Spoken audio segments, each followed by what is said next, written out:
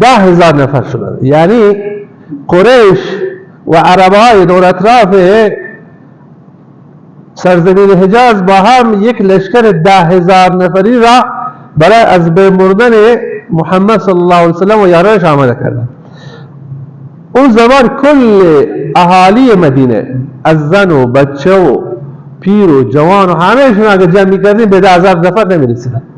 این لشکر عظیم 10,000 نفری رو این آماده کرده بود و اون یهودیانی که در مدینه بودن اونا فراموش نکنید، اونا هم از پشت آماده بودن که به نبی اکرم صلی الله علیه و سلم و یارانش خنجر بزنن. همیشه دشمن داخلی خیلی خطرناک، یهودیانی که تو شهر مدینه هن اینا خیلی خطرناک تر.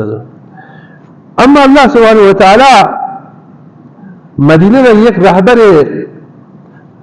عاقل و هوشیار و فهمیده ای داده که با آسمان ها، با پروردگار آسمان ها در ارتباط است. اون نبی کریم محمد مصطفی صلی الله علیه وسلم است. مدینه خاصیت عجیبی داشت، یک دژ طبیعی بود. خدا تعالی مدینه را همچنان ساخته که از سه طرف خود به خود حصاره، یعنی هیچ لشکری از سه قسمت نمیتونه به مدینه حمله بکنه، فقط از قسمت شمال مدینه میشه حمله کرد. یعنی الله سبحانه و تعالی این شهر طوری مثل قلعه طبیعی درست کرده، دور اطرافش کوههای عجیب و غریبی هست و اگر یک قسمتی کوه نیست سنگهای آتش فشانی زیاد اونجا است. عربا بهش میگفتن سنگای حره. حره یک نوع سنگ آتش فشانی است. میگه زمان اونجا آتش فشانی زیادی بوده، این سنگا الان چندین سالها قبل. قسمت دیگر باغهای انبوه بود، باغهای خرمای متراکم، چون آب و هوایش خیلی خوب بود، آب زیاد در زمین انبار بود. پس از سه طرف نمیتونستن حمله کنه به مدینه، هر لشکری میاد شکست میخورد.